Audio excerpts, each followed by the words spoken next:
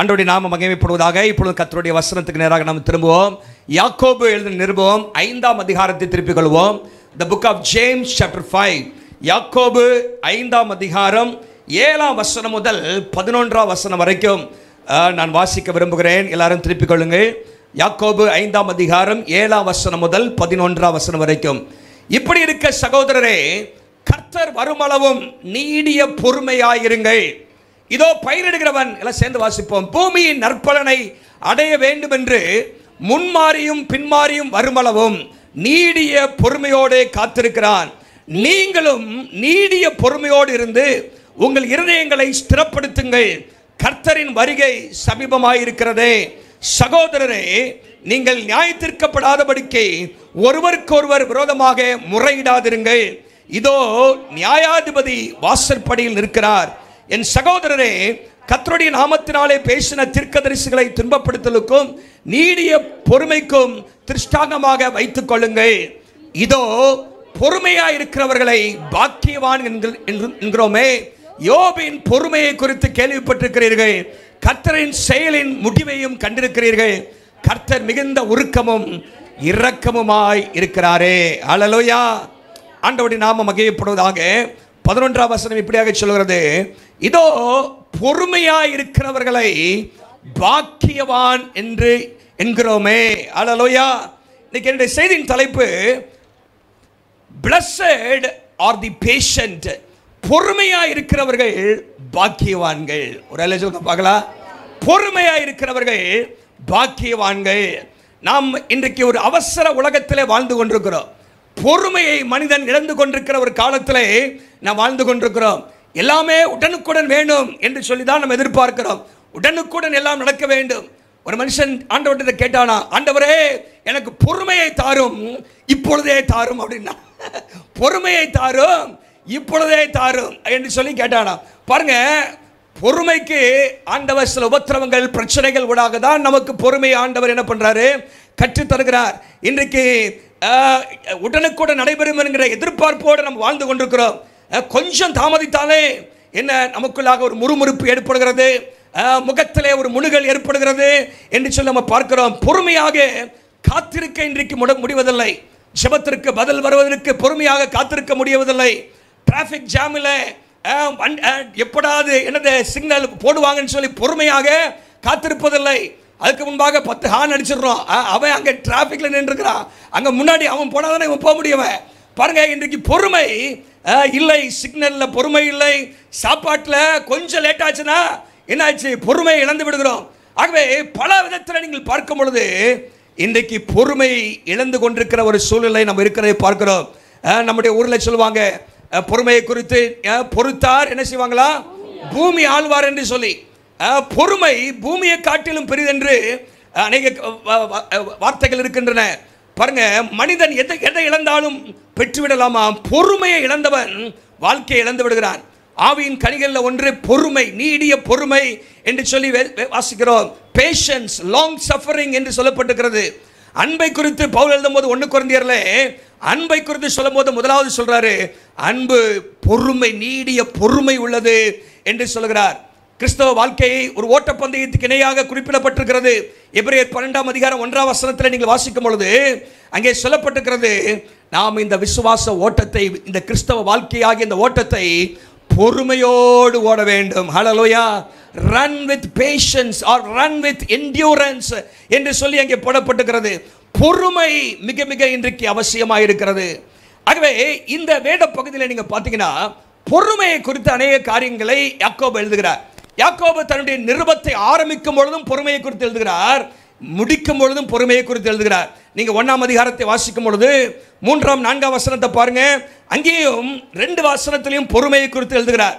உங்கள் விசுவாசத்தின் பரீட்சையானது பொறுமையை உண்டாக்குகிறது என்று அறிந்து மிகுந்த சந்தோஷமாக எண்ணுங்கள். நீங்கள் ஒன்றிலும் குறைவில்லாதவராயிராமல் பூர்ணராயும் நிறைவுள்ளவர்களாயும் இருக்கும்படி பொறுமையானது பூரண கிரியை செய்கிறது. பொறுமை பூரண கிரியை செய்ய கடவுது என்று நம்ம பார்க்கிறோம். இன்னைக்கும் சிலவற்றை இந்த வேத பகுதியிலிருந்து, விசேஷமாக யாக்கோபு நிருபத்திலிருந்து 5ஆம் அதிகாரத்தில் சொல்லப்பட்ட வசனத்திலிருந்து 3 காரியங்களை உங்களோடு பேச விரும்புகிறேன். நாம் எப்பொழுது பொறுமையாக இருக்க வேண்டும், எதற்காக பொறுமையாக இருக்க வேண்டும், எப்படி பொறுமையாக இருக்க வேண்டும். when should I be patient, நான் எப்பொழுது எப்படிப்பட்ட சூழ்நிலைகளில் நான் பொறுமையாக இருக்க வேண்டும், நான் ஏன் பொறுமையாக இருக்க வேண்டும், எப்படி பொறுமையாக இருக்கணும் அப்படிங்கிற காரியத்தை சிலவற்றை இன்றைக்கு நான் பேச விரும்புகிறேன். விசேஷமாக இந்த உபவாச நாட்களில் இந்த குணம் ரொம்ப ரொம்ப முக்கியம். இன்னைக்கு பொறுமையை அநேக நேரத்தில் இழந்து பல சங்கடத்துக்குள்ளாக நம்ம சென்று விடுகிறோம். பொறுமையை இழந்த அநேக மக்கள் வேதத்தில் ஆசீர்வாதத்தை இழந்திருக்கிறார்கள், பிரச்சனைகளை கொண்டு வந்திருக்கிறார்கள். மோசே, ஆபிரகாம் போன்றவர்கள் சில காலகட்டத்தில் அவர்கள் பொறுமையை இழந்து பல ஆசீர்வாதத்தை தன்னுடைய வாழ்க்கையில இழந்து போனவர்கள். ஆனால் பொறுமைக்கு உதாரணமாக அநேகரும் வேதத்திலே சொல்லப்பட்டிருக்கிறார்கள். அவைகளை குறித்து இன்றைக்கு நாம் தியானிக்கும் போது நம்முடைய வாழ்க்கையில இந்த உபவாச நாட்களில் ஆண்டவர் இப்படிப்பட்ட ஒரு நல்ல ஒரு அந்த கேரக்டரிஸ்டிக், அந்த ஒரு பண்பை ஆண்டவர் நமக்குள்ளாக உருவாக்கி தருவாராக. ஹல்லேலூயா. இயேசு அவர் பொறுமைக்கு நமக்கு மாதிரியாக இருக்கிறார். அதெல்லாம் சொல்லி கொஞ்சம் பார்க்க போகிறோம். ஆண்டவருடைய நாமம் மகிமைப்படுவதாக. முதலாவதாக எப்படிப்பட்ட சூழ்நிலை நம்ம பொறுமையாக இருக்க வேண்டும் என்று சொன்னால், அங்கே 7ஆம் வசனத்தில் இப்படியாக சொல்லப்பட்டிருக்கிறது. விசேஷமாக இந்த வசனத்தில் நீங்கள் பார்த்தீங்கன்னா 6 முறை பொறுமைங்கிற வார்த்தை வருது. நான் வாசித்த இந்த வசனத்தில் எங்கேயுமே வேதத்திலே தொகுப்பாக இப்படி அந்த வசனங்கள் வராது, வார்த்தைகள். பாருங்க, 7ஆம் வசனத்தில் பொறுமையாயிருங்கள். அப்புறம் நீங்க பாருங்க, அதே வசனத்தில் பின்னாடியும் பொறுமையோடு காத்திருக்கிறான். 8ஆம் வசனத்தில் பாருங்க, நீடிய பொறுமையாயிருந்து என்று சொல்லப்பட்டிருக்கிறது. 10ஆம் வசனத்தில் நீடிய பொறுமைக்கு திஷ்டாங்கமாக. 11ஆம் வசனத்தில் இதோ பொறுமையாயிருக்கிறவர்கள். அப்புறம் 11ஆம் வசனத்தில் யோபின் பொறுமையை குறித்து பல முறை பொறுமை, பேஷன்ஸ், 2 வார்த்தைகள் சொல்லப்பட்டிருக்கிறது. Patience and perseverance or endurance என்கிற வார்த்தை. கிரேக்க பதத்திலே மேக்ரோதுமியா, ஹுப்போமோனே அப்படிங்கிற 2 வார்த்தைகள் பயன்படுத்தப்பட்டிருக்கிறது. அதனுடைய அர்த்தத்தை நம்ம பின்னாடி பார்க்கலாம். பாருங்க, முதலாவதாக என்ன சொல்றாருன்னு சொன்னால், இங்கே 3 உதாரணங்களை கொடுக்கிறார். 3 உதாரணங்கள். ஒன்று, பயிரிடுகிறவனை பாருங்கள். பயிரிடுகிறவன் என்கிற வார்த்தை 7ஆம் வசனத்தில் வருகிறது. ஃபார்மர், ஒரு விவசாயியை பாருங்கள், பயிரிடுகிற ஒரு மனுஷனை பாருங்கள், அவனுடைய பொறுமையை பாருங்கள் என்று சொல்கிறார். இரண்டாவதாக 10ஆம் வசனத்தில் தீர்க்கதரிசிகளை பாருங்கள், அவர்களை திருஷ்டாங்கமாக பாருங்கள். வேதத்தில் ஏசாயா, எரேமியா, எசேக்கியேல், எலியா, எலிசா போன்ற தீர்க்கதரிசிகளுடைய வாழ்க்கையை பாருங்க. அவங்க வாழ்க்கையில எவ்வளவு துன்பத்தின் பாதையிலே சென்றார்கள், மனிதர்களால் அவர்களுக்கு எவ்வளவு துன்பங்கள், பாடுகள், பிரச்சனைகள் வந்தது. ஆகவே அதை பாருங்க, அவங்க எப்படி பொறுமையா இருந்தாங்கன்னு சொல்லி. மூன்றாவதாக யோபுடைய வாழ்க்கையை பாருங்க, யோபுடைய பொறுமையை பாருங்க என்று சொல்லி அங்கே யோபுவையும் முன்னாக உதாரணமாக கொண்டு வர நம்ம பார்க்கிறோம். இந்த 3 சம்பவங்களும் 3 வித்தியாசமான காரியங்களிலே நாம் பொறுமையாக இருக்க வேண்டும் என்று நமக்கு கற்றுத்தருகிறது. ஒன்று, இந்த பயிரிடுகிறவன் எதற்காக பொறுமையாக இருக்கிறான்னு சொன்னா, ஒரு நற்பலனை அடைய வேண்டும் என்று சொல்லி. அங்கே வேதத்தில் பாருங்க, பூமியின் நற்பலனை அடைய வேண்டும் என்று முன்மாறியும் பின்மாறியும் வருமளவும் பொறுமையோடு காத்திருக்கிறான். ஒரு நல்ல பலன் கிடைக்கணும், ஒரு வாக்கு தத்தம் அடைய வேண்டும், ஒரு ஆசீர்வாதத்தை பெற்றுக்கொள்ள வேண்டும் என்று சொன்னால் அதற்கு பொறுமை அவசியம். எப்படிப்பட்ட சூழ்நிலை, நமக்கென்று ஒரு காரியத்தை எதிர்பார்த்து கொண்டிருக்கிறோம், ஒரு வாக்கு தத்தம் கொடுக்கப்பட்டிருக்கிறது, அது நிறைவேறுதலுக்காக காத்து கொண்டிருக்கிறோம், ஒரு ஆசீர்வாதத்தை எதிர்பார்த்து கொண்டிருக்கிறோம். அது உடனடியாக கிடைத்து விடாது. அந்த ஆசீர்வாதத்தின் அளவை பொறுத்திருக்கிற காலமும் பெருசாகிட்டே தான் இருக்கும். ஹல்லேலூயா. நீங்க பாருங்க, ஒரு பெண் கற்பம் தரிக்கும் பொழுது தெரிகிறது ஒரு பிள்ளை பிறக்க போகிறதுன்னு சொல்லி. ஆனால் அடுத்த நாளே பிறந்துராது. 9 மாதங்கள் என்ன பண்ணணும், காத்திருக்க வேண்டும். ஒரு நற்பலன், ஒரு ஆசீர்வாதம் அங்கே வருகிறது என்று சொன்னால் அந்த ஆசீர்வாதத்தை பெற்றுக்கொள்வதற்கு ஈஸியா வராது, காத்திருக்க வேண்டும். அப்போ ஒரு இன்னும் நீங்க பாருங்க, ஒரு கோழி குஞ்சு அது என்ன வேணும், அது பொறிக்கணும், எத்தனை நாள் அது அடக்காக்க வேண்டும்? 21 நாட்கள்.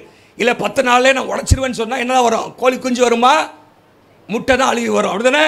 அப்போ அதை காத்திருக்க வேண்டும். அந்த ஆசீர்வாதத்துக்கு 21 நாட்கள், இதுக்கு 9 மாதங்கள். இப்படி ஒவ்வொரு காலகட்டத்தையும் ஆண்டவர் வைத்திருக்கிறார். பெரிய ஆசீர்வாதத்திற்கு சில நேரத்தில் பெரிய நாட்கள் காத்திருக்க வேண்டிய அவசியம் வரும். ஆகவே சில நற்பலனை, ஆனால் இடைப்பட்ட காலத்தில் ஒன்றுமே நம்ம கண்ட்ரோலில் இல்லை. உங்கள் கண்ட்ரோல்லையே பிள்ளை வளர்ந்துட்டு இருக்குல்ல, நீங்கள் சாப்பிட்றீங்க ஒன்றுதான். அந்த கண்ணு, காது, மூக்கு எல்லாத்தையும் உருவாக்குறது யாரு? ஆண்டவருடைய கரத்தில் தான் இருக்குது. அப்போ ஆண்டவர் தான் இங்கே காரியங்களை செய்கிறார். அவருடைய கரத்திலே விட்டு கொடுத்து கொஞ்சம் பொறுமையான பண்ணோம் இருக்க வேண்டும். இந்த நற்பலனை அடைய போகிற இந்த இந்த இந்த பயிரிடுகிறவன் பாருங்க, அவன் வேற என்ன சொன்னா பயிரிடணும், மழை எப்போ வரும் மழை எப்போ வராது அப்படின்னு அவனுக்கு ஒண்ணுமே தெரியாது. Circumstances are uncontrollable. ஆகவே 3 காரியம் சொல்றாங்க. Number 1, when the circumstances are uncontrollable, சில சூழ்நிலைகள் நம்முடைய கட்டுப்பாட்டில் இல்லை, ஆண்டவர் கரத்தில் தான் இருக்குது அப்படின்னா அவர்கிட்ட விட்டுட்டு பொறுமையாக இருக்கணும். ஒரு சொல்லுங்க பார்க்கலாம், அவர் கரத்தில் விட்டுவிட வேண்டும். பொறுமையாக ஒரு ஆசீர்வாதத்திற்காக பொறுமையோடு நம்ம காத்திருக்க வேண்டும். ஆபிரகாமுடைய வாழ்க்கையில நீங்கள் வாசிக்கும் பொழுது எபிரேயர் 6ஆம் அதிகாரம் 11ஆம் வசனத்தை வாசிங்க. எபிரேயர் 6:11. அசதியாயிராமல் வாக்குத்தத்தமான ஆசீர்வாதங்களை பெறும்படிக்கு நீடிய பொறுமையினாலும் சுதந்தரித்துக் கொள்கிறவர்களை பின்பற்றுங்கள். வாக்குத்தத்தமான ஆசீர்வாதங்களை நீங்கள் பெற வேண்டும் என்று சொன்னால் உங்களுக்கு விசுவாசமும் நீடிய பொறுமையும் அவசியம். ஹல்லேலூயா. வாக்குத்தத்தங்கள் உடனே நிறைவேறி விடாது. ஆபிரகாம் பல ஆண்டுகள் காத்திருந்தார். ஆண்டவர் கொடுத்த ஆசீர்வாதத்தை பெற்றுக்கொள்வதற்கு அவர் காத்திருந்தார் என்று சொல்லி நம்ம பார்க்கிறோம். ஆகவே பெரிய ஆசீர்வாதங்கள், இயேசுடைய வருகை ஒரு பெரிய ஆசீர்வாதம். ஹல்லேலூயா. இந்த முழு உலகமே எதிர்பார்க்கிற ஆசீர்வாதம். ஆனால் எத்தனை நாள் காத்திருக்கும் பாருங்க. அதனால் ஒரு நாள் வரப்போகுது. ஹல்லேலூயா. மேசியாவுக்காக காத்திருந்தார்கள். மேசியா அந்த உலகத்திலே வந்தார், நமக்காக சிலுவையிலே மரித்து ரத்தம் சிந்தி உயிரோடு எழும்பினார், மறுபடியும் வருவேன் என்று சொல்லியிருக்கிறார். இயேசுடைய வருகை தான் உலகமே எதிர்பார்த்திருக்கிற ஒரு பெரிய நம்பிக்கை, ஒரு பெரிய ஆசீர்வாதம், பெரிய வாக்குத்தத்தம். அது நிச்சயமாக நிறைவேறப் போகுது. ஹல்லேலூயா. அதற்கு காத்திருக்க வேண்டும் என்று வேதம் சொல்கிறது. லூக்கா 8ஆம் அதிகாரம் 15ஆம் வசனத்தில் நீங்கள் வாசிக்கும் பொழுது, லூக்கா 8ஆம் அதிகாரம் 15ஆம் வசனத்தில் பலன் கனி கொடுப்பதற்கு காத்திருக்க வேண்டியது இருக்கிறது. போட்டவனே விதையை போட்டவனே மாம்பழம் சாப்பிடலாமா? காத்திருக்கணும். என்ன செய்யணும்? விதையை போட்டுட்டு எப்பா இன்னைக்கு போட்டேன் நாளைக்கு மாம்பழம் வருதான்னு பார்க்க முடியுமா? காத்திருக்க வேண்டியது இருக்கிறது. ஆகவே பொறுமையோடு பலன் கொடுக்கிற நம்முடைய வாழ்க்கையிலும் சில காரியங்கள் பொறுமையோடு தான் நம் பலன் கொடுக்க வேண்டியது இருக்கிறது. ஆகவே முதலாவதாக என்ன சொல்லப்பட்டிருக்கிறது? நற்பலனை, வாக்குத்தத்தத்தை, சில ஆசீர்வாதத்தை பெறுவதற்கு நம்ம காத்திருக்க வேண்டிய அவசியம் இருக்குது. பொறுமை அவசியம் இருக்கிறது. மாங்கொட்டையை போட்டுட்டு பழத்துக்காக காத்திருக்கணும். கன்சீவான பிள்ளை பிறக்கிற காத்திருக்க வேண்டும். ஆபிரகாம் காத்திருந்தார் என்று சொல்லி பார்க்கிற வாக்குத்தத்தம் நிறைவேறுவதற்கு. ஆகவே இதை நம்ம நன்றாக தெரிந்திருக்க வேண்டும். இரண்டாவதாக என்ன சொல்கிறார் என்று சொன்னால், நம்பர் 2, அங்கே கடினமான மக்கள் மத்தியில் இருக்கும்போது பொறுமை நமக்கு அவசியம். when you are surrounded by tough people, when you are surrounded by tough people, கடினமான மக்கள். இங்க தீர்க்கதரிசிகள் அவர்கள் ஊழியம் செய்த நாட்களை பாருங்க. கடினமான சூழ்நிலை ஊழியம் செய்தார்கள். எதிர்ப்புகள், போராட்டங்கள், என்னமாக அவர்கள் குற்றம் சாட்டப்பட்டார்கள், அங்கே தூக்கி எறியப்பட்டார்கள், கட்டப்பட்டார்கள். இப்படிப்பட்ட அநேக சூழ்நிலைகள் அங்க பாருங்க. கடினமான மக்கள் மத்தியில் தான் அவர் இருந்தார்கள். அப்போ when people are tough and unchangeable, சிலரை மாற்ற முடியாது, சில கடினமான ஆட்கள் இருப்பாங்க, மக்கள் மத்தியிலே கொஞ்சம் பொறுமையா இருக்கணும். ஹல்லேலூயா. ஆண்டவர் அங்கே சொல்றாரு, அங்க பாருங்க, திருஷ்டாங்க பார்த்துக்குங்க. யாருன்னு சொன்னா தீர்க்கதரிசிகளை. மக்களுக்கு மத்தியிலே நம்ம பொறுமையா இருக்கணும். சிலரை உடனே மாத்திர முடியாது, சிலர் ஈஸியா மாறிட மாட்டாங்க. குணம் இருந்துட்டே தான் இருக்கும். சிலருடைய வாழ்க்கையில பேய் குணம் போவாது ஈஸியா. அது கொஞ்சம் பொறுமையா இருந்தால் தான் அது நம்ம என்ன பண்ண முடியும், மாற்ற முடியும். சிலருடைய வாழ்க்கையிலே மாம்ச சுவாபங்கள் இருந்து கொண்டு தான் இருக்கும். நம்முடைய பொறுமையினால் தான் அவர்கள் என்ன செய்ய முடியும். அப்போ நம்முடைய வாழ்க்கையிலே கஷ்டமான கடினமான மக்கள், உங்கள் வீட்டிலே சிலர் இருப்பாங்க, கடினமான ஆட்கள் இருப்பாங்க. என்னது புருஷன், மனைவி, மாமியார், மருமக, இப்படிலாம் நிறையா டிக்கெட் இருக்கும் வீட்டுக்குள்ளேயே. சில ஆட்கள்கிட்ட என்ன பண்ணுறது, கொஞ்சம் டஃப்பாக தான் இருக்கும் டீல் பண்ணுறதுக்கு. ஆனால் அவங்க மத்தியில் பொறுமையாக இருக்கணுமா? அவரெல்லாம் சொல்லுங்க பார்க்கலாம். பொறுமையை இழந்துட்டிங்கன்னா உறவே போயிடும். பொறுமையை இழந்துட்டிங்கன்னா நம்ம வாழ்க்கையில் உறவு ரொம்ப ரொம்ப முக்கியம். 2 வார்த்தை வேகமாக பேசுகிறது ஈஸி, ஆனால் அது அப்படியே அது உறவை கெடுத்துடும், காயப்படுத்தி விடும். ஆகவே நம்ம வாழ்க்கையில் பொறுமை அவசியம். சிலர் நமக்கு விரோதமாக பேசினாலும் நம்ம உடனே பழி வாங்குற எண்ணத்தோடு நம்ம எதை செஞ்சிட்டோன்னு சொன்னால் அதோட அந்த உறவில் பெரிய விரிசல் ஏற்பட்டு விடும். ஆகவே தேவ பிள்ளைகளாகிய நாம் மக்கள் மத்தியில் வாழ்ந்து கொண்டிருக்கிறோம். ஒவ்வொருத்தரும் ஒவ்வொரு வித்தியாசமானவர்கள். ஹல்லேலூயா. இங்கே இத்தனை பேர் இருக்கிறீங்க, ஒவ்வொருத்தருடைய குணமும் வித்தியாசமாக இருக்கும். ஒவ்வொருத்தருடைய டீல் பண்ணும் பொழுதே வித்தியாசமாக இருக்கிறீங்க. ஆனால் எல்லாரோடு நம்ம பொறுமையாக இருக்க வேண்டும். 1 தெசலோனிக்கர் 5:14 பி பேஷண்ட் வித் ஆல் என்கிற வசனமாக சொல்லப்பட்டிருக்கிறது. பொறுமையாக இருங்கள்.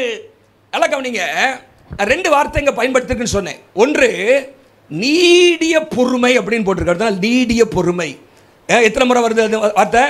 நீடிய பொறுமை. இங்கே நீங்கள் பார்த்தீங்கன்னா 10ஆம் வசனத்தில் நீடிய பொறுமை அப்படிங்கிற வருது. அது மேக்ரோதுமியா துமாஸ் அப்படிங்கிற வார்த்தை கிரேக்க பதத்தில் இருக்குது. அப்படின்னா என்ன சொன்னால், மேக்ரோ அப்படின்னா லாங் அப்படின்னு அர்த்தம். துமாஸ் அப்படிங்கிற வார்த்தையில் தான் தர்மாமீட்டர் அப்படிங்கிற வார்த்தை ஹீட்னு அர்த்தம். அப்போது அந்த வார்த்தையை வந்து லாங் ஹீட் அப்படின்னா என்ன அர்த்தம்னு சொன்னால், it takes a long time for you to get hot. பொறுமையாக இருக்கிறவங்க ஈஸியாக சூடாயிட மாட்டாங்க. ஈஸியாக என்ன பண்ண மாட்டாங்க?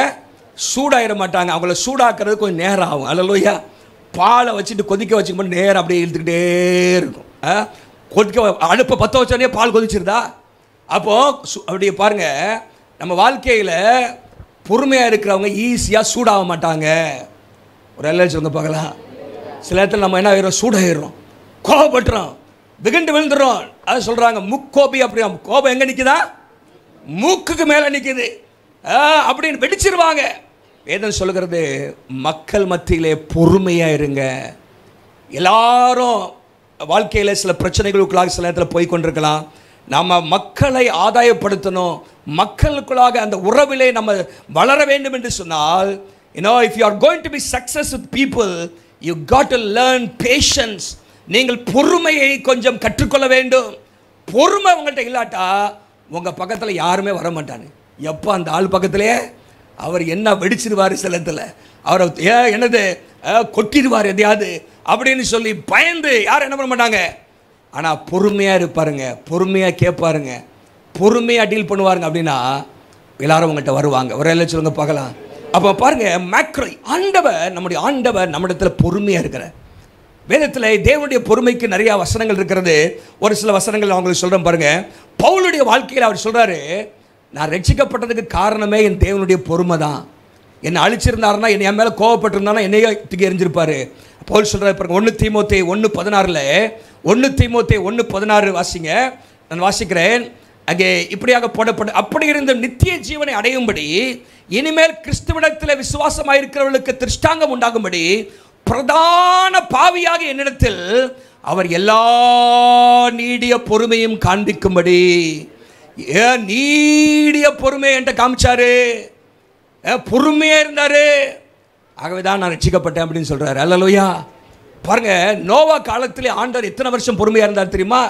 6ஆம் அதிகாரத்தில் சொல்கிறாரு, இவன் எல்லாம் ஒருத்தன் கூட சரியில்லை, இவனை மனுஷனை உண்டாக்குறதுக்காகவே நான் வேதனைப்படுகிறேன் என்று துக்கப்படுகிறேன் சொன்னவர் 120 வருஷம் பொறுமையாக இருந்தார். மக்கள் மாறுவாங்க 120 வருஷம். பைபிளில் சொல்லியிருக்குது. 1 பேதுரு 3ஆம் அதிகாரம் 20ஆம் வசனத்தில் நோவாவின் காலத்தில், இந்த வசனங்கள்லாம் பாருங்க, நீடிய பொறுமைன்னு போட்டிருக்கு பாருங்க. 1 பேதுரு 3:20 அவர் அங்கே நோவா பேழை ஆயத்தம் பண்ண நாட்கள் தேவன் நீடிய பொறுமையோடு காத்திருந்த போது, தேவன் நீடிய பொறுமையாக காத்திருந்தாராம். பாருங்க, ஆண்டவர் நீடிய பொறுமை உள்ளவர். இன்னும் ஆண்ட வருகைக்கு தாமதமாக காரணம் என்ன தெரியுமா? 2 பேதுரு 3:9 சொல்கிறது, அவர் தம்முடைய வாக்குத்தத்தத்தை குறித்து தாமதமாயிராமல் எல்லாரும் மனம் திரும்ப வேண்டும் என்று. 2 பேதுரு 3:9 அவர் நீடிய பொறுமை உள்ளவராயிருக்கிறார். நீடிய பொறுமை உள்ளவராயிருக்கிறார். எல்லாரும் ஒருவேளை ஒரு 10 வருஷத்துக்கு முன்னாடி வந்திருந்தாலும் வைங்க, சிலர் ரட்சிக்கப்பட்டிருக்க மாட்டீங்க. அப்படித்தானே? நீடிய பொறுமையாக கொஞ்ச நாள் தாமதமானாலும் நம்மளால் ரட்சிக்கப்பட்டு வந்துட்டோம். அல்லேலூயா. ஒரு 30 வருஷத்துக்கு முன்பாக வந்திருந்தாருன்னா நானும் ரட்சிக்கப்பட்டிருக்க மாட்டேன். இங்கே வந்திருக்கிற சிலர் ரட்சிக்கப்பட்டிருக்க மாட்டோம், பாவத்தில் இருந்திருப்போம். ஆனால் கர்த்தர் பொறுமையாக இருக்கு. இன்னும் சிலர் ரட்சிக்கப்படணும், அவர் பொறுமையாக இருக்கிறாராம். அல்லேலூயா. பொறுமையை அவர் காண்பிக்கிறார். பொறுமை. ஒரு சம்பவம் இருக்குது. ஒரு கதை ஆபிரகாமை குறித்து நான் ஏற்கனவே சொல்லியிருக்கிறேன்.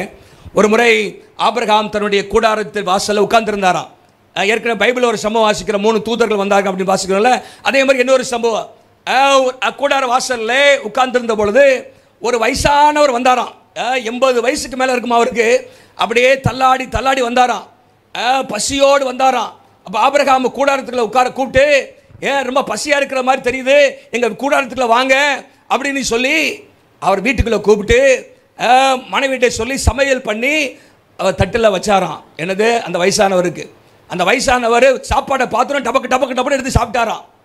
ஆபிரகாம் கேட்டாராம், எப்பா நீ சாப்பிட்றதுக்கு முன்னாடி ஜெபம் பண்ணுறது இல்லையா அப்படின்னு கேட்டாராம். சாப்பிட்றதுக்கு முன்னாடி ஜெபம் பண்ணுறது இல்லையா, நீ எந்த கடவுளை கும்பிட்ற அப்படின்னு கேட்டாராம். அவன் சொன்னாரான், நான் ஜெபம்லாம் பண்ணுறதில்ல, நான் கும்பிட்ற கடவுள் நெருப்பு கடவுள், நெருப்பு கடவுள் தான் நான் கும்பிட்றேன். ஆகவே நான் வேறு எதையும் கும்பிடல, வேறு எந்த தெய்வத்தையும் நான் கும்பிடல அப்படின்னு சொன்னான்.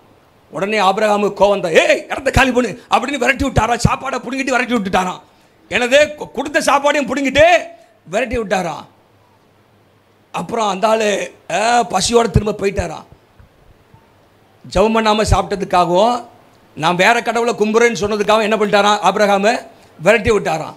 அப்புறம் கொஞ்ச நேரம் கழித்து ஆண்டவர் வந்தாராம். அந்த ஆள் போனோடனே ஆபிரகாம் வந்தானா, ஏய் அப்பா உங்கள் வீட்டுக்குள்ளே ஒருத்தர் வந்தாரே, அவர் எங்கே அப்படின்னு சொல்லி ஆபிரகாம் சொன்னார் ஆண்டவரை பார்த்து, ஆண்டவரே அந்த மனுஷன் உண்மை கும்பிட மாட்டேங்கிற ஆண்டவரே, யாரையோ கும்பிட்றேன்னு சொல்கிறான், அதனால் வீட்டை விட்டு துரத்தி விட்டேன் அப்படின்னு சொன்னாராம். உடனே ஆண்டவர் சொன்னாராம், எப்பா இவன்கிட்ட நான் 80 வருஷம் பொறுமையாக இருந்தேன், 80 வருஷம் நான் பொறுமையாக இருந்தேன், நீ ஒரு 10 நிமிஷம் கூட இவன்கிட்ட பொறுமையாக இருக்காமல் விரட்டி விட்டுட்டியப்பா, இவன் எப்படி இனிமேல் ரட்சிக்கப்படுவான் அப்படின்னாரா. என்னது 80 வருஷம் நான் பொறுமையாக இருந்தேன், I have suffered him this 80 years though he dishonored me, could you not endure him for one night? ஒரு ராத்திரி இல்லை ஒருவேளை கொஞ்ச நேரம் அவன்கிட்ட உன்னால் பொறுமையாக இருக்க முடியலையே அப்படின்னு ஆண்டவர் கேட்டாராம். இன்றைக்கி நம்முடைய சூழ்நிலை, பல சூழ்நிலை நம்ம யோசித்து பார்க்கணும். சிலருடைய வாழ்க்கையில் ஆண்டவர் பொறுமையாக இருக்கிறாரு அவங்கள மாற்றுறதுக்காக. ஹல்லேலூயா. நீங்கள் என்ன பண்ணிடுறீங்க, பொறுமையை இழந்து அந்த உறவை இழந்துடுறீங்க. நம்ம வாழ்க்கையில் பொறுமை, expect people to be imperfect. அதான் சொல்லுவாங்க, மக்கள் எல்லாருமே பூர்ணர் கிடையாது. Expect people to be imperfect. மக்கள் மக்கள்கிட்ட குறை இருக்கிறத எதிர்பாருங்க. அவங்கள்ட்ட குறை இருக்கும், இவங்கள்ட்ட குறை இருக்கும், எல்லாரும் நிறைவுள்ளவர்கள் அல்ல. Practice forgiveness constantly. நீங்கள் மன்னிப்பை உங்கள் வாழ்க்கையில் கொடுத்துக்கிட்டே இருங்க, மன்னிப்பை கொடுத்துக்கிட்டே இருங்க. மத்தேயு 7:12 எத்தனை பேருக்கு பார்க்காம தெரியும்? இப்போ உடனே சொன்னீங்கன்னா உங்களுக்கு ஒரு 100 ரூபா பரிசு. மத்தேயு 7:12. மத்தேயு 7:12 என்னன்னு தெரியுமா உங்களுக்கு? முதல்ல அது பேர் கோல்டன் ரூல். என்னது, பக்கத்தில் எழுதி வச்சிங்க, தங்க விதி. அது பேர், that is called golden rule, தங்க விதி. மத்தேயு 7:12 ஒரு அற்புதமான, எந்த மார்க்கமும் போதிக்காத ஒரு வார்த்தை தான் இது. என்ன சொல்லியிருக்கு? மனுஷ உங்களுக்கு எவைகளை செய்ய விரும்புகிறீர்களோ அவைகளை நீங்களும் அவர்களுக்கு, இதுவே நியாயப்பிரமாணமும். மனுஷர் உங்களுக்கு என்ன செய்ய விரும்புறீங்க? உங்களை பாராட்ட விரும்புறீங்களா? அப்போ நீங்க பாராட்டுங்க. உங்களுக்கு ஏதாவது கொடுக்க விரும்புறீங்களா? நீங்க கொடுங்க. நீங்க அவங்க எல்லாம் என்கிட்ட பொறுமையா இருக்குன்னு நினைக்கிறீங்களா? நீங்க பொறுமையா இருங்க. அப்போ என்ன செய்யணும் மற்றவங்க உங்களுக்கு விரும்புறீங்களோ நீங்க அதை அவங்களுக்கு செய்யுங்க, நீங்க அதை அவங்களுக்கு செய்யுங்க அப்படின்னு இயேசு சொல்ற. மனுஷர் எவைகளை செய்ய விரும்புகிறீர்களோ நீங்களும் அவர்களுக்கு செய்யுங்கள்.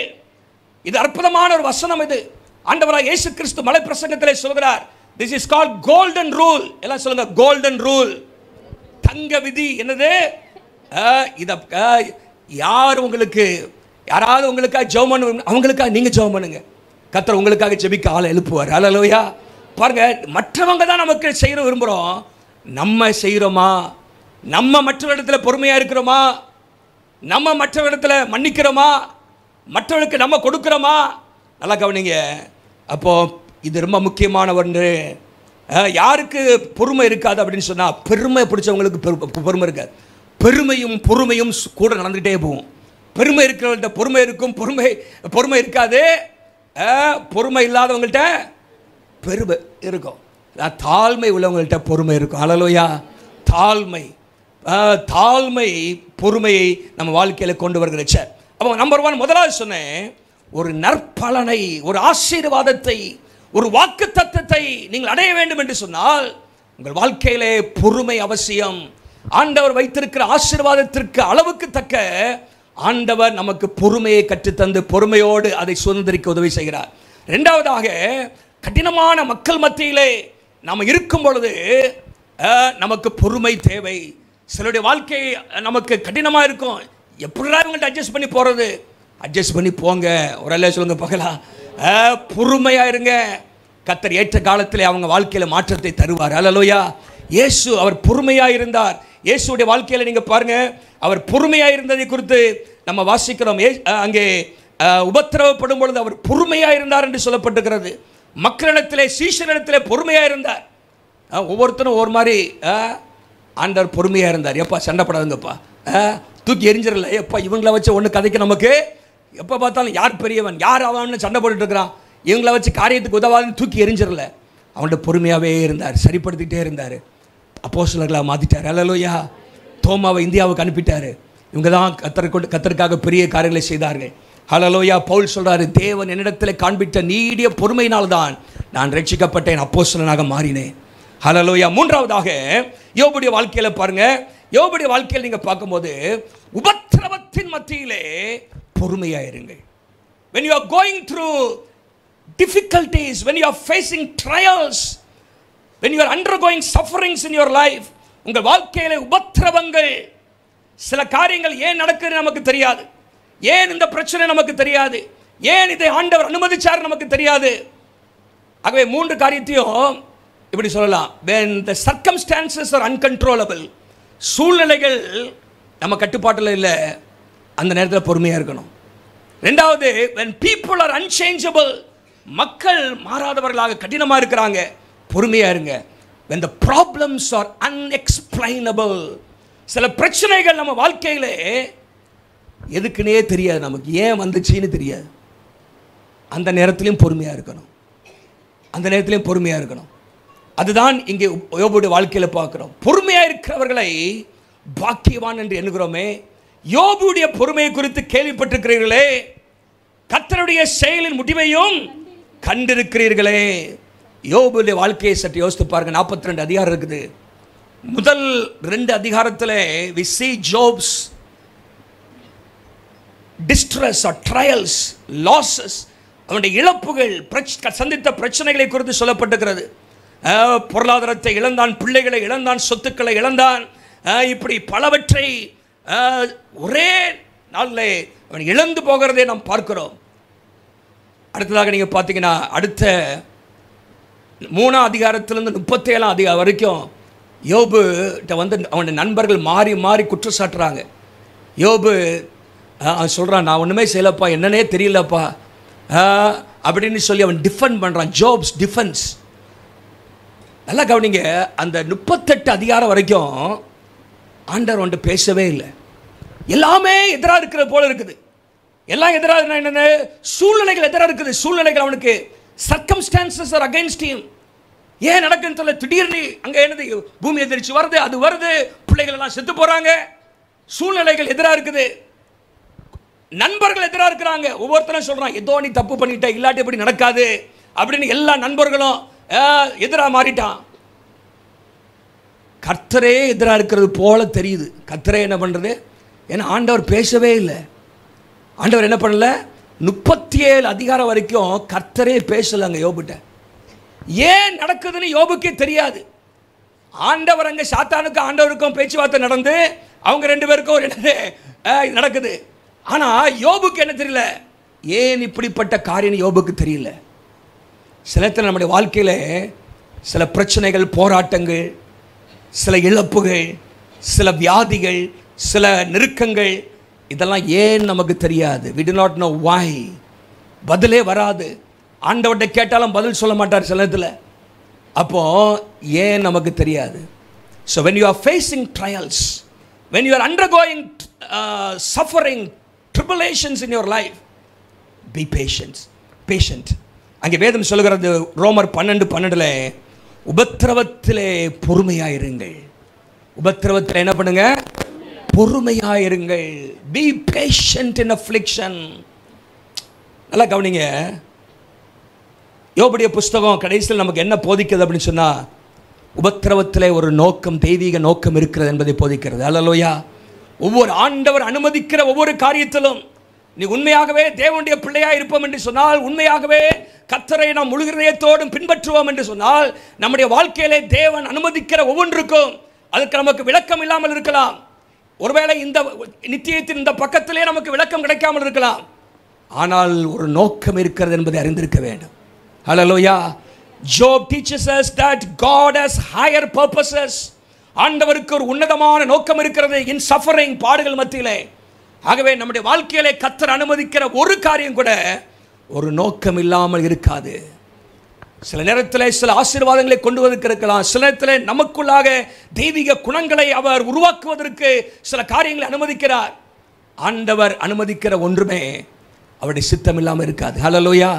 ஆகவே தான் வேதம் சொல்லுகிறது, அவருடைய சித்தம் இல்லாமல், அனுமதி இல்லாமல் நம்முடைய தலையிலிருந்து ஒரு முடி கூட என்ன பண்ணாதான் கீழே விழாது. ஒரு அடைக்கலான் குருவி கூட தேவனுடைய சித்தம் இல்லாமல் கீழே விழாது என்று சொல்லப்பட்டிருக்கிறது. ஆகவே ஆண்டவர் நம்முடைய வாழ்க்கையில் சில காரியங்களை அனுமதிக்கிறார் என்று சொன்னால் நம்ம என்ன செய்யணும்? பொறுமையாக இருக்க வேண்டும். பொறுமையாக. உபத்திரவத்திலே சில காரியங்கள் ஏனென்றே தெரியாது. when the problems are unexplainable, பிரச்சனைக்கு விளக்கம் தெரியல. ஏன்பா இப்படி வந்துச்சு தெரியல. ஏன் இந்த வியாதி? ஜெபம் பண்றீ, நல்லா பைபிள் வாசிக்கிறீ, கோயிலுக்கு போறிய, ஏன் தெரியல. ஆனால் கர்த்தர் ஒரு நோக்கம் வச்சிருக்கிறார். ஏதோ ஒன்று செய்ய போறார். ஹல்லேலூயா. ஏதோ ஒன்று செய்ய போறார். அப்போ 3 சம்பவங்கள். when we should be patient, 3 சம்பவங்கள். சில ஆசீர்வாதங்கள் நற்பலனை அடைய வேண்டும் என்று சொன்னால் பொறுமை அவசியம். உடனே கண்டார். இரண்டாவதாக, மக்கள் மத்தியிலே நமக்கு பொறுமை அவசியம். மக்கள் கடினமானவர்கள், சிலர்கிட்ட எனது அவனுடைய குணங்கள் சில கடினமாக இருக்கலாம். அவர்கள் மத்தியிலே பொறுமையை நாம் கடைபிடிக்க வேண்டும். மூன்றாவதாக, உபத்திரவத்தின் ஊடாக சில காரியங்கள் ஏன் நடக்கிறதுனே நமக்கு தெரியாது. அப்படிப்பட்ட சூழ்நிலைகள் வரும்பொழுது நம்முடைய வாழ்க்கையிலே பொறுமை அவசியம். அடுத்த பகுதி இப்போ வேகமாக, ஏன் பொறுமையாக இருக்க வேண்டும் அப்படின்னு சொன்னால் நல்லா கவனிச்சிங்க. நல்லா, ஏன் பொறுமையா? why we should be patient. இந்த வசனத்தில் நீங்கள் பார்த்தீங்கன்னா பொறுமைங்கிறது 6 முறை வருது சொன்னல. இன்னொரு காரியம் 3 முறை வருது. அது என்னன்னு தெரியுமா உங்களுக்கு? 3 முறை என்ன தெரியுமா வருது? இந்த இத்தனோண்டு வசனத்தில் 3 முறை கர்த்தருடைய வருகையை பற்றி சொல்றார். கர்த்தருடைய வருகையை பற்றி அவர் சொல்கிறார். நீங்க பாருங்க, இப்படி இருக்க சகோதரரே, கர்த்தர் வருமளவும், கர்த்தர் வருமளவும், ஆங்கிலத்திலையும் போடுங்க, தமிழையும் போடுங்க, கர்த்தர் until the Lord's coming. 8ஆம் வசனத்தில் பாருங்க, 8ஆம் வசனத்தில் அங்கேயும் போட்டிருக்கு கர்த்தருடைய வருகை, the Lord's coming is near. 9ஆம் வசனத்தில் பாருங்க, நியாயாதிபதி வாசல் படியிலே. நல்லா கவனிங்க. இதில் என்ன தெரியுது அப்படின்னு சொன்னா, நம்முடைய ஆண்டவர் எல்லாவற்றையும் தம்முடைய கட்டுப்பாட்டில் வச்சிருக்கிறார். the Lord is in control. ஹல்லேலூயா. ஏன் பொறுமையா இருக்கணும் அப்படின்னா, ஒன்று அறிஞ்சிருக்கணும், கர்த்தர் எல்லாவற்றையும் தம்முடைய கட்டுப்பாட்டில் வைத்திருக்கிறார். God has everything in his control. சில காரியத்தை நமக்கு ஏன் நடக்கும் தெரியாது, ஆனால் கர்த்தருடைய கட்டுப்பாட்டுக்குள்ள இருக்கிறது. சில காரியத்தில் சில காரியங்கள் நம்முடைய கட்டுப்பாட்டுக்குள்ள இல்லாமல் இருக்கலாம், ஆனால் கர்த்தருடைய கட்டுப்பாட்டுக்குள்ள எல்லாமே இருக்கிறது. though a situation may be out of my control, no circumstance is out of God's control. ஒரு சூழ்நிலை கூட கர்த்தருடைய கட்டுப்பாட்டுக்கு மேலாக இல்லை. அவர் எல்லாவற்றையும் தன்னுடைய கட்டுப்பாட்டுக்குள்ள வைத்திருக்கிறார். ஹல்லேலூயா. அவருக்கு எந்த நேரத்தில் எதை செய்ய வேண்டும், எப்படி செய்ய வேண்டும் என்று அவருக்கு தெரியும். அவர் ஜீவிக்கிறார், அவர் சிங்காசனத்தில் வீற்றிருக்கிறார், அவர் வரப்போகிறார். இந்த உலகத்தில் நடக்கிற அனைத்துமே அவருடைய கட்டுப்பாட்டுக்குள்ள தான் இருக்கிறது. ஹல்லேலூயா. God is on the throne. தேவன் சிங்காசனத்தில் இருக்கிறார். நம்முடைய வாழ்க்கையில் அறிந்திருக்க வேண்டும், everything is under his control. அவருடைய கட்டுப்பாட்டுக்குள்ள எல்லாம் இருக்குது. அந்த அறிவு நமக்கு இருக்கணும். ஒரு சொல்லுங்க பார்க்கலாம். இரண்டாவதாக, God rewards patience. தேவன் பொறுமைக்கு பலன் அளிக்கிறார். தேவன் பொறுமைக்கு பலன் அளிக்கிறார். அங்கே வேதம் சொல்லுகிறது, யாக்கோபு 5ஆம் அதிகாரத்தில் பொறுமையா இருக்கிறவர்களை பாக்கியவான்கள் என்று இருக்கிறோம். தேவனுடைய செயலின் முடிவை அறிந்திருக்கிறீர்கள். பொறுமையா இருந்தார் யாக்கோபு. யோபு பொறுமை பொறுமை பொறுமை. எத்தனையோ பிரச்சனைகள், இழப்புகள், நண்பர்கள் எதிராக பேசுகிற காரியங்கள், பொறுமையாகவே இருந்தார். அந்த புத்தகம் இப்படி முடியுது, இழந்ததை எல்லாவற்றையும் இரட்டிப்பாக பெற்றுக்கொண்டார். அது மாத்திரம் இல்லை, அது 10ஆம் வசனம். 12ஆம் வசனம் சொல்லுது, யோபுடைய முன்னிலைமையை காட்டிலும் பின்னிலைமை அதிகமாக ஆசீர்வாதமாக இருந்துச்சு. முன்னிலைமையை காட்டிலும் பின்னிலைமையை கர்த்தர் ஆசீர்வதித்தார் என்று வாசிக்கிறோம். ஆண்டவர் பொறுமையாக்கி பலன் அளிக்கிறார். நீங்க பொறுமையா இருந்துச்சுன்னா நிச்சயமாகவே என்ன உண்டு? பலன் உண்டு. God rewards patience. ஆண்டவர் பலன் அளிப்பார். பொறுமையா இருப்பீங்கன்னு சொன்னா வாக்குத்தத்தத்தை நீங்கள் பார்ப்பீர்கள். நிறைவேறுவதை பார்ப்பீர்கள். பொறுமை இழந்து விட்டால் வாழ்க்கையிலே நம்ம வாக்குத்தத்தத்தை நம்ம பெற்றுக்கொள்ள முடியாது. பொறுமையை இழந்து விட்டால் சிலரை நாம் ஆதாயம் செய்ய முடியாது. பொறுமையை இழந்து விட்டால் நமக்குள்ளாக தெய்வீக குணங்கள் வராது. வேதம் சொல்லுகிறது, யாக்கோபு 1ஆம் அதிகாரம் 4ஆம் வசனத்தில் வாசித்தோம் அல்லவா, நீங்கள் ஒன்றிலும் குறைவில்லாமல் பூரணாய் இருக்கும்படிக்கு பொறுமை பூரண கிரியை செய்கிற கடவது. Your character grows. One of the rewards of patience is character development. நம்முடைய குணம் மாறுகிறது. பொறுமையாக இருக்க இருக்க இருக்க நம்முடைய குணம் மாறுது. ஹல்லேலூயா. இயேசுவை போல நம்ம மாறுவதற்கு அதுவும் ஒரு பலன் தான், ஆண்டவர் அளிக்கிற ஒரு பலன் என்று சொல்லி பார்க்கிறோம். சில காரியங்களை ஆண்டவர் நித்தியத்தில் நமக்கு பலன் தருகிறார். மூணாவதாக, God is working things out. கர்த்தர் நமக்காக செயல்பட்டு கொண்டிருக்கிறார். இது நல்லா முக்கியம், நல்லா கவனிங்க. இன்னொரு மனுஷன் நான் கொண்டு வர விரும்புறதில்லை. யோசேப்புடைய வாழ்க்கையை பாருங்க. அவனுக்கு ஒன்றுமே புரியல. ஆண்டவர் தரிசனங்களை கொடுக்குறாரு, சொப்பனங்களை தராரு. ஆனால் எல்லாம் எதிரடியாக நடக்குது. பிரச்சனை, போராட்டங்கள், சிறைச்சாலைகள், இப்படிப்பட்ட காரியங்கள் நடந்து கொண்டே இருக்கிறது. அவனுடைய வாழ்க்கையில் இன்ஜஸ்டிஸ், அநீதி இழைக்கப்படுகிறது, பொய் குற்றச்சாட்டுகள் வருகிறது, விற்கப்படுகிற அனுபவம் வருகிறது, குழியிலே தூக்கி போடப்படுகிற அனுபவம் வருகிறது, சிறைச்சாலை அடைக்கப்படுகிற அனுபவம் வருகிறது, அங்கே பானபத்திரக்காரனால 2 வருஷம் மறக்கப்படுகிற அனுபவம் வருகிறது. இதெல்லாம் பார்த்தீங்கன்னா ஏன் தெரியல. ஆனால் கர்த்தர் ஏதோ ஒன்று செஞ்சுக்கிட்டே இருக்கிறார். அந்த 13 வருஷம் பாருங்க, ஆண்டவர் அமைதியாக இருந்தது போல தான் தெரியுது. இந்த வசனம் பாருங்க என்ன சொல்லுதுன்னா, கர்த்தருடைய செயலின் முடிவு அப்படின்னா என்ன அர்த்தம்னா, ஆண்டவர் செயல்பட்டு கொண்டிருக்கிறார். God is working things out. ஆண்டவர் செயல்பட்டு கொண்டிருக்கிறார். ஆண்டவர் சும்மா இருக்கிறது போல தெரியலாம், ஆனால் ஆண்டவர் செயல்பட்டு கொண்டிருக்கிறார். ஏதோ ஒன்று செய்து கொண்டிருக்கிறார். ஆகவே தான் 45 அதிகாரத்துக்கு நீங்கள் வரும்போது இப்படி சொல்றாரு யோசேப்பு. 45 அதிகாரத்தை எடுங்க. 5ஆம் வசனத்தில் இப்படி சொல்றாரு. 5ஆம் வசனத்தில் 45:5 ஜீவ ரட்சனை செய்யும்படி தேவன் என்னை உங்களுக்கு முன்பாக அனுப்பினார். எல்லாம் சொல்லுங்க, அனுப்பினார். நீங்க என்ன அனுப்பல. யார் அனுப்புனது? நீங்க என்ன குழியில தூக்கி போட வைக்கல, தேவன் குழியில தூக்கி போட வச்சாரு. நீங்க நாங்க தூக்கி வைக்கல, தேவன் அனுப்பினார். உங்களுக்கு முன்னே God sent me ahead of you. பாருங்க, அவன் சொல்றான் பாருங்க, கர்த்தர் பின்னாடி இருந்து செய்றார். அதோ ரெண்டாவது அடுத்த வசனத்தில் பாருங்க, 7ஆம் வசனத்தில் அங்கேயும் போட்டிருக்கு, தேவன் என்னை அனுப்பினார் உங்களை உயிரோடு காப்பதற்காக. எதுக்காக? உங்களை உயிரோடு காப்பதற்காக. அல்லேலூயா சொல்லுங்க பார்க்கலாம். என்னை ஆண்டவர் அனுப்பினாரு, அவர் தான் அனுப்பினாரு அப்படின்னு சொல்றாரு. 7ஆம் வசனத்தில் எதுக்கு அனுப்புனாருன்னா, அப்பா என்னை தூக்கி போட்டிய நின்று குழியில, ஒன்னை காப்பதற்கு தான் என்ன அனுப்புனார் அப்படிங்கிறார். ஒரு அல்ல சொல்லுங்க பார்க்கலாம். ஒன்னை காப்பதற்கு தான். நடந்துச்சா? அப்படி நடந்தது. அப்புறம் 8ஆம் வசனத்தை வாசிங்களா. 8ஆம் வசனத்தில் ஆதலால் வைத்தார். எல்லாம் சொல்லுங்க, வைத்தார். இதெல்லாம் கர்த்தரை கொடுத்து அனுப்பினார் வைத்தார். இதெல்லாம் யாரு? கர்த்தர். அல்லேலூயா. அப்போ இதெல்லாம் ஆண்டவர் பின்னாடி செஞ்சுட்டே இருக்கிறார். வைத்தார். என்ன எப்படி வச்சாரு? அவர் பார்வோனுக்கு தகப்பனாக என்னை வைத்தார். அவன் குடும்பம் அனைத்திற்கும் கர்த்தனாக என்னை வைத்தார். எகிப்து தேசம் முழுவதுக்கும் அதிபதியாக என்னை வைத்தார். ஆண்டவர் வைத்தார். ஒரு அலை சொல்லுங்க பார்க்கலாம். யாராவது ஒரு சாதாரண கானானிய ஒரு தேசத்தில் உள்ள வாலிபனை எகிப்து தேசத்துக்கு அதிபதியாக மாற்றுறதுக்கு வாய்ப்பு இருக்குதா? முடியாது. ஈஸியா சிறைச்சாலையில் இருக்கிறான். அடிக்கடி சொல்லியிருக்கிறேன். 41 அதிகாரம் 14ஆம் வசனத்தில் அவன் சிறைச்சாலையில் இருக்கிறான். 41:14 இஸ் இன் தி பிரிசன். 41:41 பார்லிமெண்ட்டுக்கு போயிட்டான். அல்லேலூயா. அங்கே போயிட்டான். இது யார் செய்ய முடியும்? கர்த்தர் தான் செய்ய முடியும். So God is working things out. நமக்கு தெரியாது, ஏதோ ஆண்டவர் பின்னாடி செஞ்சுட்டே இருக்கிற பிஹைண்ட் த சீன். ஆகவே பொறுமையாக இருந்தீங்கன்னா God is working behind the scene. உங்களுக்கு தெரியாது, ஏதோ ஒன்று ஆண்டவர் பின்னாடி செஞ்சிட்டு இருக்கிறாரு. திரை மறைவிலே ஏதோ ஒன்றை செய்து கொண்டிருக்கிறார் என்பதை நாம் அறிய வேண்டும். கர்த்தருடைய செயலின் முடிவு. அப்போ ஆண்டவர் ஏதோ செய்து கொண்டிருக்கிறார். பாருங்க, ஒரு டைம் ஆகிட்டு இருக்குது. ஒரு மனுஷன், ஒரு வாலிப தம்பி என்ன செஞ்சானா, ரொம்ப வாழ்க்கையில் சோர்ந்து போய் தற்கொலை பண்ணுறதுக்கு முடிவு பண்ணிட்டானா. அப்போ ஒரு காட்டுக்குள்ளே போய் கடைசி ஆண்டவர்கிட்ட சில வார்த்தை பேசிட்டு வந்துடுவோம் அப்படின்னு சொல்லிட்டு பேச போனானா. ஆண்டவர்கிட்ட கேட்டான், ஆண்டவரே நான் இப்போ தற்கொலை பண்ண போகிறேன், நான் வந்து என் வாழ்க்கையை முடிக்கக்கூடாது என்பதற்கு ஏதாவது காரணம் இருந்தால் சொல்லுங்கள். நான் என் வாழ்க்கையை முடிக்கக்கூடாது என்பதற்கு, அதாவது தற்கொலை பண்ணக்கூடாது என்பதற்கு ஏதாவது காரணம் இருக்கா சொல்லுங்கள் அப்படின்னு சொன்ன கேட்டான். ஆண்டவர் யோசிச்சு சொன்னாராம், ஒரு உதாரணத்தை சொன்னாராம். எப்பா இந்த காட்டை பார்க்குறியா, அந்த காட்டை, இந்த காட்டில் பாரு 2 செடியை பாரு அப்படின்னு சொன்னாராம். என்னது? 2 செடி.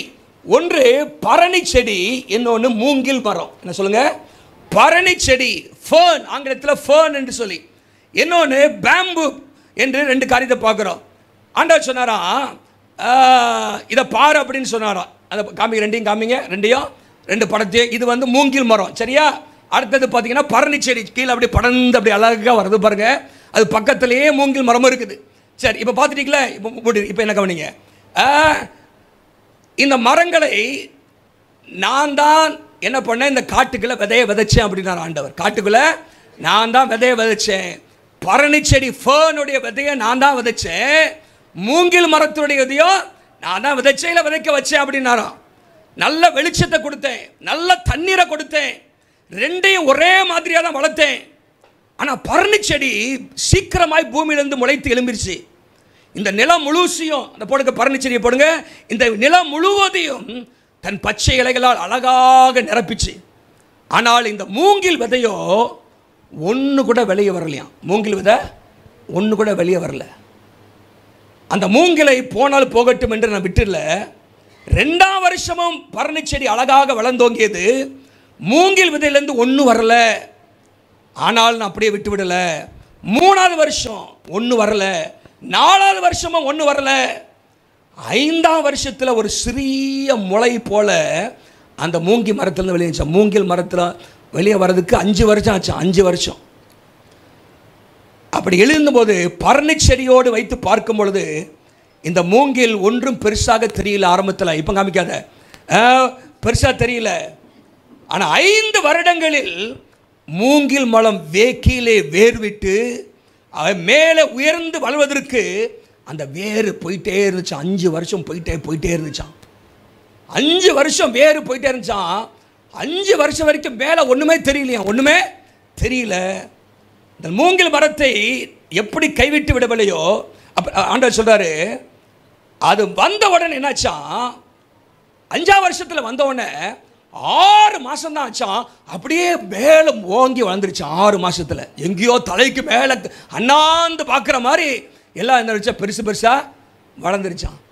அதுக்கு அத்தனை வருஷம் என்ன பண்ண, வேறு என்னடா ஒன்றை காணோம், ஒன்றத்தையும் காணோம் அப்படின்னா டபக்குன்னு மேலே போயிடுச்சு. அல்லேலூயா. 2மே காட்டை அலங்கரிக்கிறது. சில நேரத்தில் ஆண்டவர் சிலவற்றை சீக்கிரம் கொடுக்குறாரு, சிலவற்றை பொறுமையாக காத்திருந்து வானளாவி அளவிலே கர்த்தர் ஆசீர்வதிக்கிறார். ஒரு எல்லாம் சொல்லுங்க பார்க்கலாம். ஆகவே என்ன சொல்ல வரேன்னா, God is working things out. அந்த விதை அப்படியே போயிடல, ஏதோ ஒன்று நடக்குது உள்ள. பூமிக்கு கீழே வேறு போய்கிட்டே இருக்குது. God is working things out. ஆண்டவர் திரை மறைவில் ஏதோ செய்து கொண்டிருக்கிறார். அப்போ 3 காரியம். ஏன்? 1, தேவன் எல்லாவற்றையும் தன்னுடைய கட்டுப்பாட்டில் வச்சிருக்கிறாரு. 2வது, தேவன் பொறுமைக்கு பலனளிக்கிறார். 3வது, திரை மறைவிலே கர்த்தர் ஏதோ ஒன்று செய்து கொண்டே இருக்கிறார். ஹல்லேலூயா. கடைசியான சில வார்த்தையை சொல்லி முடிச்சிடுறேன். எப்படி, what I am supposed to do while I am waiting on God. தேவனுக்காக நான் காத்திருக்கும் பொழுது நான் என்ன செய்ய வேண்டும். வாட், வென் பார்த்தோம், வை பார்த்தோம், இப்போ வாட். அதாவது நம்பர் 1, வெயிட் எக்ஸ்பெக்டன்ட்லி. எதிர்பார்ப்போடு காத்திருங்க. எங்கே நடக்காமல் போகுது அப்படின்னு இருக்காங்க. இந்த பயிரிடுகிறவனுக்கு அவன் வந்து கண்ட்ரோலே இல்லை. எப்போ மழை வரும், எப்போ வந்து எனது இதெல்லாம் வரும் அப்படிங்கிறது அவன் கண்ட்ரோலே இல்லை. அப்படியே விளைஞ்சா கூட எல்லாரும் வாங்குவாங்களா பொருளை அப்படிங்கிற நம்பிக்கை கிடையாது. ஆனாலும் நம்பிக்கையோடு இருக்கிறான். முளைக்கும், அறுப்பேன், விளைச்சல் வரும், என்னுடைய இது வியாபாரம் ஆகும் அப்படிங்கிற ஒரு எதிர்பார்ப்பு, நம்பிக்கை. வெயிட் எக்ஸ்பெக்டன்ட்லி. ஒரே ஒரு வசனத்தை வாசிப்போம். 130 சங்கீதம் 5ஆம் வசனமும் 6ஆம் வசனத்தை வாசிங்க. கர்த்தருக்கு காத்திருக்கிறேன். நல்லா கர்த்தருக்கு காத்திருக்கிறேன். என் ஆத்துமா காத்திருக்கிறது. என் ஆத்துமா காத்திருக்கிறது. அவருடைய வார்த்தையை நம்பி இருக்கிறேன். அவருடைய வார்த்தையை நம்பி இருக்கிறேன். எப்பொழுது விடியல் வரும் என்று காத்திருக்கிற ஜாமக்காரனை பார்க்கிலும் அதிகமாக ஆண்டவருக்கு காத்திருக்கிறேன். ஹல்லேலூயா.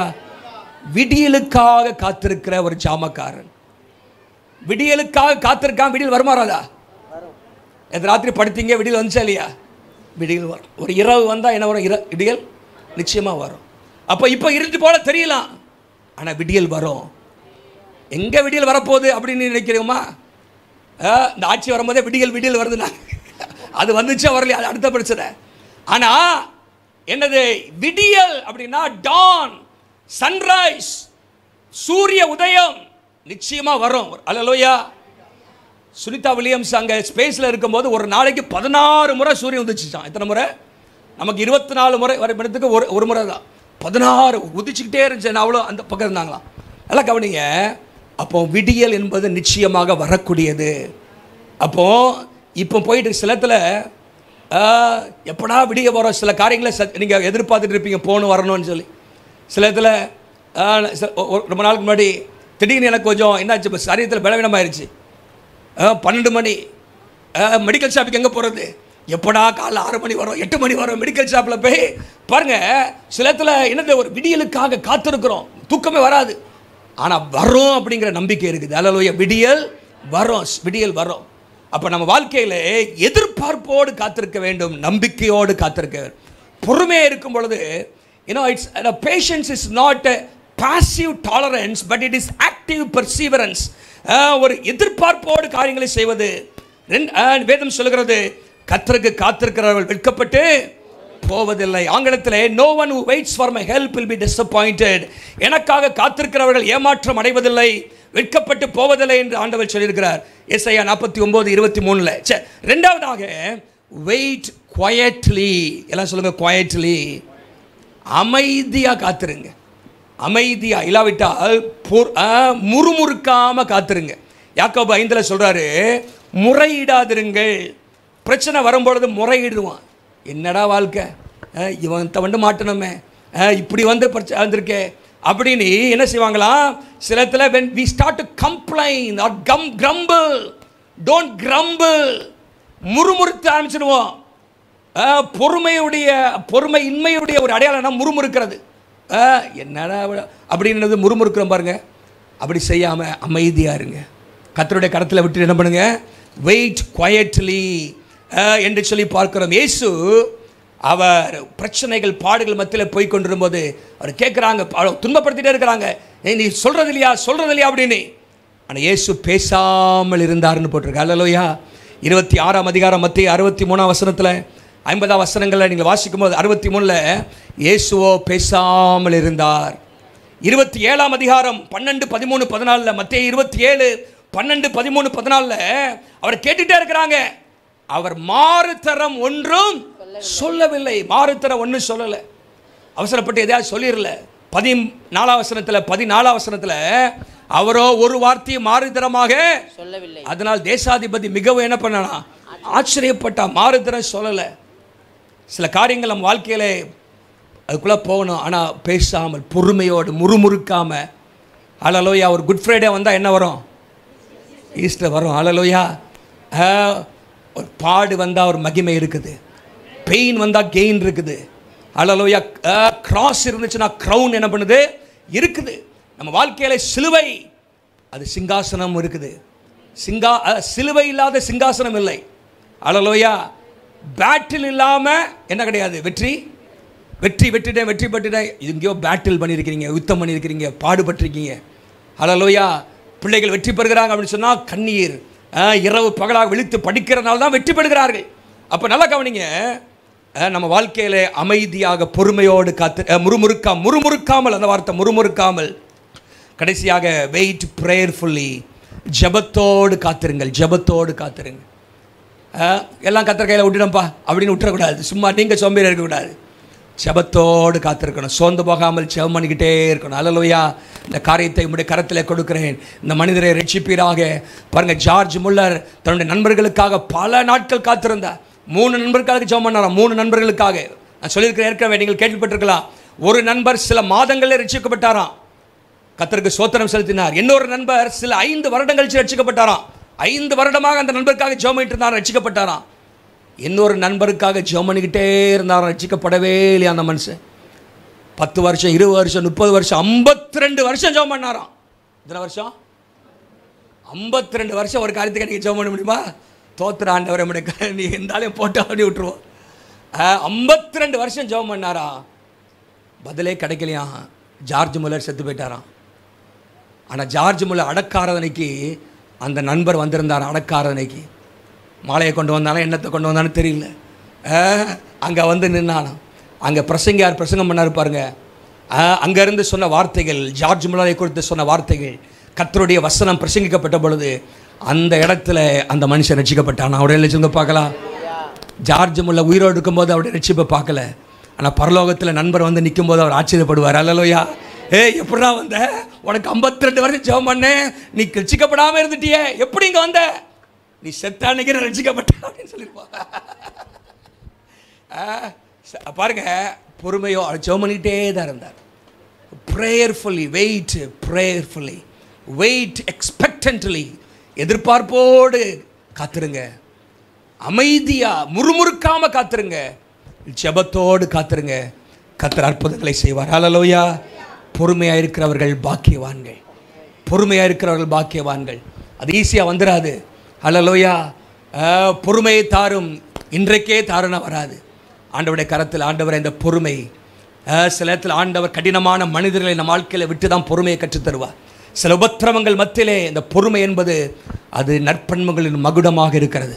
அந்த பொறுமை வேதம் சொல்கிறது, இயேசுவின் வருகை குறித்து சொல்லும் பொழுது, உங்கள் பொறுமையினாலே உங்கள் ஆத்துமாக்களை காத்துக்கொள்ளுங்கள். லூக்கா 21ஆம் அதிகாரத்தில் வாசிக்கிறோம், உங்கள் பொறுமையினாலே உங்கள் ஆத்துமாக்களை காத்துக்கொள்ளுங்கள். நம்முடைய ஆத்துமா பாதுகாக்கப்பட வேண்டும் என்று சொன்னால் பொறுமை ரொம்ப ரொம்ப அவசியம். ஆகவே பொறுமையாக இருக்கிறவர்கள் பாக்கியவான்கள். நம்ம எல்லாரும் எழும்பி நிற்போமா? எழும்பி நிற்போம். ஹல்லேலூயா.